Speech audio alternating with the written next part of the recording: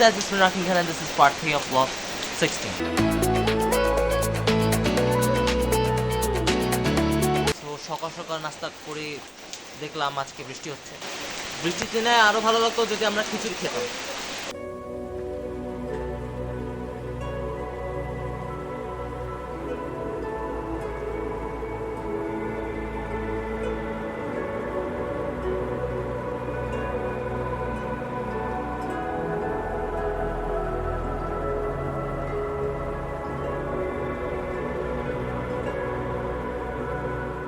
বৃষ্টিতে এবং রোদের মধ্যে ব্লগিং করার মজাটাই আলাদা, কারণ বৃষ্টি এবং রোদ দুটোই আনন্দ দিয়ে থাকে।